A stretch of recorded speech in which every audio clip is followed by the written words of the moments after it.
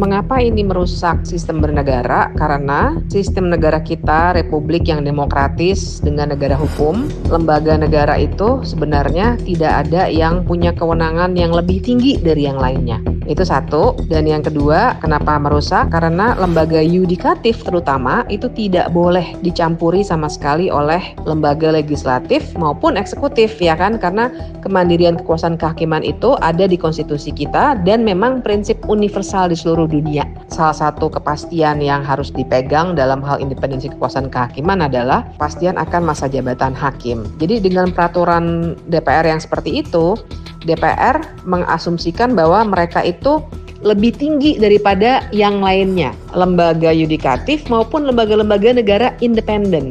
Jadi memang ada kan, kalau yang kita kenal secara klasik kan dari Montesquieu tentu saja, lembaga legislatif, eksekutif, yudikatif. Tapi kan dalam perkembangannya kita juga belajar sekarang ada namanya lembaga-lembaga negara independen. Itu literaturnya sudah sangat banyak. Tapi poinnya adalah dalam sistem demokrasi kita yang namanya lembaga legislatif bukan berarti dia ketika memilih pejabat publik, mau hakim kayak komisioner KPK kayak atau apapun yang mereka pilih, itu konsepnya bukan memilih utusan, bukan memberikan mandat, tapi memilih pejabat negara. Yang artinya ketika pejabat negara sudah terpilih, sebenarnya nggak ada lagi relasi personal antara si pejabat itu dengan DPR. Putus hubungannya langsung karena sudah terpilih. Ketika sudah terpilih, maka rezim pengaturannya adalah rezim pengaturan di dalam undang-undang yang berkaitan dengan jabatan itu. Ya, misalnya kalau memilih komisioner KPK atau dewas KPK, maka begitu terpilih si dewas ataupun si komisioner, mereka akan diatur oleh undang-undang KPK. Memilih hakim MK maupun hakim MA, ketika sudah terpilih, hakim MK diatur oleh undang-undang MK, hakim MA diatur oleh undang-undang MA. Memilih KPU kan juga dipilih oleh DPR tuh. Maka yang mengatur ketika anggota KPU-nya atau komisioner KPU-nya sudah terpilih, yang mengatur adalah undang-undang tentang pemilu dan seterusnya. Jadi kita harus bedakan antara yang namanya konsep pemilihan utusan, pemberian mandat dengan pemilihan pejabat publik. Pemberian mandat itu ataupun pemberian utusan ataupun pengiriman utusan, misalnya kalau DPR mengutus anggotanya, namanya dulu kan pernah tuh ya Fadlizon gitu, mewakili DPR, sekarang sih dia sudah jadi ini ya menteri ya, tapi dulu itu misalnya Fadlizon sebagai anggota DPR diutus oleh DPR untuk mewakili DPR ke Interparliamentary Union gitu misalnya. Itu utusan. Nah, tapi pemilihan pejabat publik tidak seperti itu konsepnya. Jadi jelas ini salah kaprah dari DPR. Yang namanya pemisahan kekuasaan itu dalam sebuah negara demokrasi mutlak. Nggak ada yang lebih tinggi dari yang lainnya. Bahwa mereka adalah lembaga legislatif, ya nyatanya seperti itu. Tapi bukan berarti lembaga legislatif lebih tinggi ketimbang komisioner KPK, ketimbang hakim, dan seterusnya. Jangan lupa ini hanya peraturan DPR. Peraturan DPR itu harusnya mengatur internal, namanya aja peraturan tata tertib DPR. Mana bisa dia mengatur hakim MK, mengatur KPK, nggak bisa. Nah, kemudian saya mau menambahkan, misalnya ketika Pak Sufmi Dasko bilang ini adalah bentuk pengawasan, fungsi pengawasan DPR. Nah, ini juga salah total. Karena betul DPR punya 3 fungsi kan kalau di konstitusi kita, fungsi anggaran, fungsi legislasi, fungsi pengawasan. Tapi yang namanya fungsi pengawasan itu konteksnya adalah pengawasan institusional.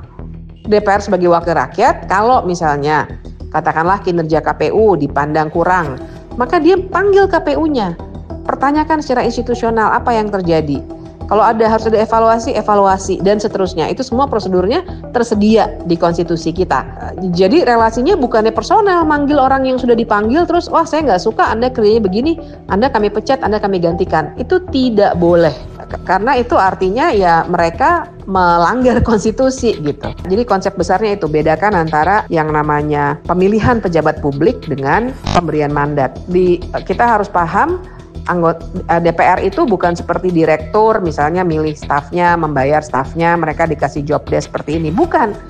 Yang memberikan job desk itu undang-undang, bukan berarti DPR sendiri gitu. Konsepnya tuh beda dan harus dibedakan. Misalnya kalau presiden kok bisa gitu mencat menteri segala macam, berbeda karena dalam negara presidensil DPR presiden itu memang punya hak prerogatif untuk memilih kabinetnya. Konsepnya adalah kabinet itu, menteri-menteri adalah pembantu presiden. Itu juga ada di konstitusi kita. Jadi konstitusi kita jelas mengatur pemisahan kekuasaan itu, jelas mengatur susunan kedudukan wewenang masing-masing lembaga, legislatif, eksekutif, yudikatif, dan lembaga-lembaga negara independen lainnya. Itu semua jelas diatur secara konstitusional. Jadi misalnya katakanlah ada komisioner KPK yang, ya contohnya aja kemarin ya, Lili Pintauli Siregar, komisioner KPK. Dia melanggar etik. Memang nggak boleh DPR yang menyidangkan. KPK berdasarkan Undang-Undang KPK punya lembaga tersendiri, namanya Dewan Pengawas. Kemudian Dewan Pengawas yang menyidangkan segala macam. Kalau memang harus dipecat, dipecat oleh Dewan Pengawas. Kemudian secara hukum administrasi negara dibuatkan kepres pemecatannya. Kan begitu biasanya ya hukum administrasi negara. Jadi bukan semuanya tergantung oleh DPR, jadi salah kaprahnya di situ kira-kira. Buat saya ini luar biasa culas ya, karena tentu saja anggota DPR itu bukannya tidak paham, saya yakin.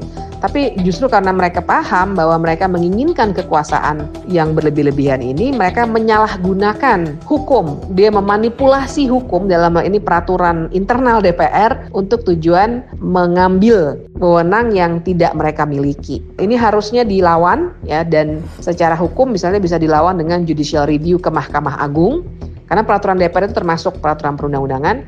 Dan kalau misalnya kemudian ada proses-proses politik lainnya yang bisa dilakukan, harus dilakukan tuh, misalnya diberikan inilah kontrol gitu ya ke pimpinan DPR.